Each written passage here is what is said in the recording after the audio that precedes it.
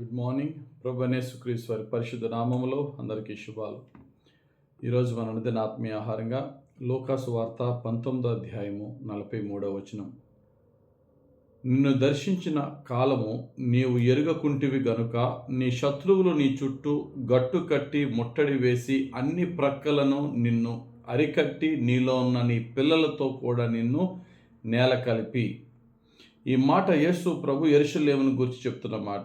నిన్ను దర్శించిన కాలము నీవు ఎరుగకుంటివి గనుక. ఈ యొక్క సందర్భంలో యేసు ప్రభు యెరూషలేము పట్టణాన్ని చూసి కన్నీరు కార్చి దుఃఖంతో చెప్తున్న మాటలు. అయ్యో యెరూషలేమా, నిన్ను రక్షించుటకై వచ్చిన నీ రక్షకుడైన నేను నీ యొద్దకు వచ్చినప్పుడు నువ్వు నన్ను నిర్లక్ష్యపరిచావు.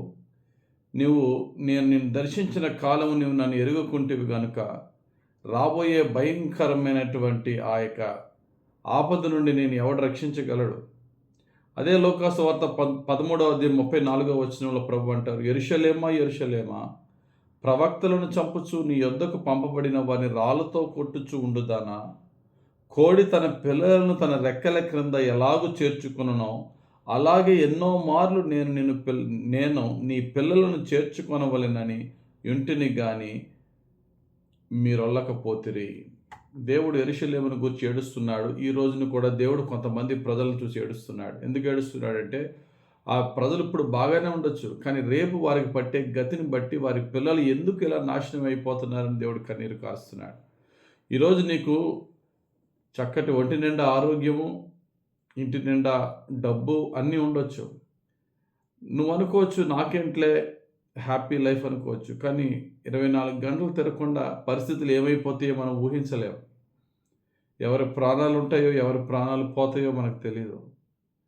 ఎవరి ఉద్యోగాలు ఉంటాయో ఉద్యోగాలు పోతాయో తెలియదు. ఆరోగ్యం ఉంటుందో ఆరోగ్యం పోతుందో తెలియదు. కానీ దేవుడు ఈరోజు అంటున్నాడు, అన్నీ బాగా ఉన్నప్పుడే నీ యొక్క దేవుని యొద్దకు, నీ ప్రభు పాదాల యొద్దకు నీ వచ్చినట్లయితే రాబోయే భయంకరమైన శోధన నుండి నేను నిన్ను తప్పిస్తాను.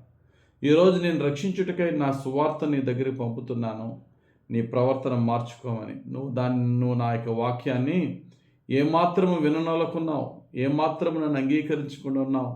నా సేవకుల యొక్క వాక్యానికి నువ్వు ఏమాత్రము కూడా నీ హృదయాన్ని మార్చుకోవట్లేదు. సడన్గా బ్లడ్ రిపోర్ట్ వస్తుంది, పలానా జబ్బు ఉందని, పలానా ఆపద వస్తుంది, అయ్యో అని గుండెలు బాదుకున్నా సరే లాభం లేదు. దేవుని వాక్యం చెప్తుంది, మత్తయి సువార్త 7వ అధ్యాయం 22వ వచనంలో, కొందరు దేవుని యొక్క తీర్పు సమయంలో ప్రభువా నేను నీ కొరకు అలా చేయలేదు ఎలా చేయలేదు అంటే దేవుడు ఒకటే మాట అంటాడట, మీరెవరో నాకు తెలియదు, గెట్ లాస్ట్ అంటాడట. మత్తయి సువార్త 7వ అధ్యాయం 22, 23 వచనాలు. ఆ దినమందు అనేకులు నన్ను చూచి ప్రభువా ప్రభువా, మేము నీ నామమున ప్రవచింపలేదా, నీ నామమున దయ్యములు వెళ్ళగొట్టలేదా, నీ నామమున అనేకమైన అద్భుతములు చేయలేదని చెప్పుదురు. అప్పుడు నేను మిమ్మను ఎన్నడూనూ ఎరుగను, అక్రమము చేయువారులారా నా ఎదురు నుండి పొండని వారితో చెప్పుదును.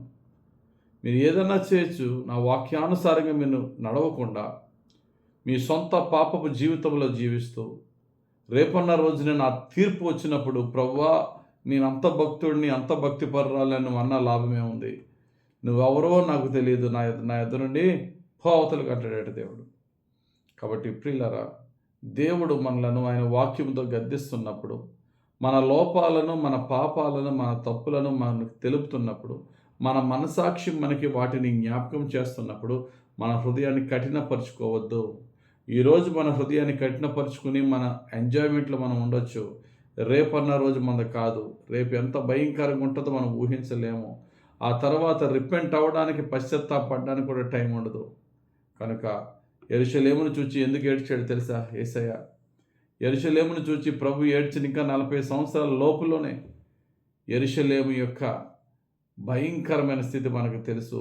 క్రీస్తు శకం 70వ సంవత్సరంలో సుమారు 10 లక్షల మందిని ఘోరంగా రోమీలు చంపేశారు. యూదుల యొక్క జీవితంలో క్రీస్తు శకం 70వ సంవత్సరం ఎన్నడూ మర్చిపోలేరు. అంత భయంకరమైన బాధ ఎప్పుడు జరగలేదు. దానికి ముందు యేసు ప్రభు ఆ యెరూషలేమును చూసి కన్నీరు కార్చాడు. ఎందుకంటే నీకు బోధిస్తున్న వారిని నువ్వు చంపుతున్నావు, రక్షకుడే నీ దగ్గరికి వచ్చినప్పుడు ఆయన సిలువ వేసి చంపుతున్నావు. అయ్యో నీకు పట్టబోయే గతి ఘోరమైనది. ఈరోజు దేవుని కాదని దేవునికి విరోధంగా జీవిస్తున్న వారిని చూసి ప్రభు బాధపడుతున్నాడు. ఎందుకో తెలుసా? మీరేదో ఆయనకి హాని చేస్తున్నారని కాదు, కానీ మీకు రాబోయే గతి చూసి నేను ఇప్పుడే బాధపడుతున్నాను అంటున్నాడు ఎవరైతే దేవునికి విరోధంగా జీవిస్తున్నారు. కాబట్టి ప్రియులారా, గుడికి వస్తే సరిపోదు, వాక్యం వింటే సరిపోదు, వాక్యాన్ని బోధించేస్తే సరిపోదు. వాక్యమును విని, వాక్యాన్ని ధ్యానించి, వాక్యానుసారంగా మన బుద్ధిని మార్చుకుంటేనే కానీ రాబోయే ఉగ్రత నుండి తప్పించుకోలేము.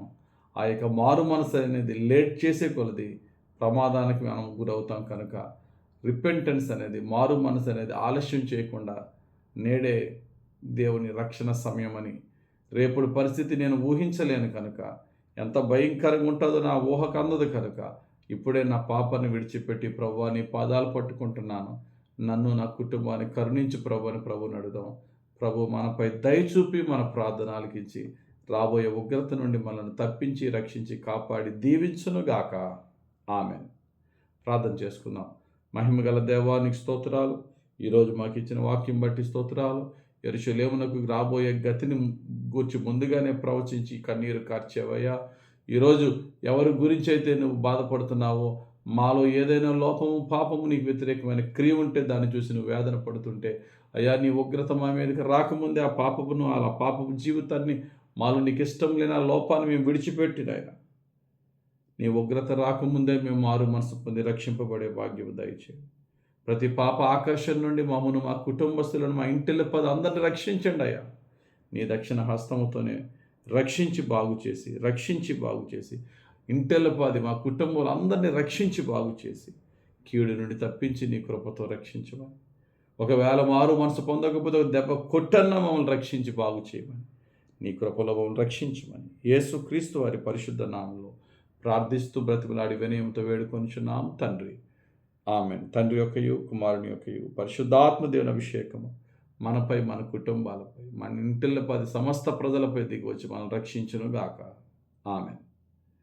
God bless you. యేసే మా అందరికి దీవెనకరమైన రోజు ఇచ్చును గాక. ఆమేన్.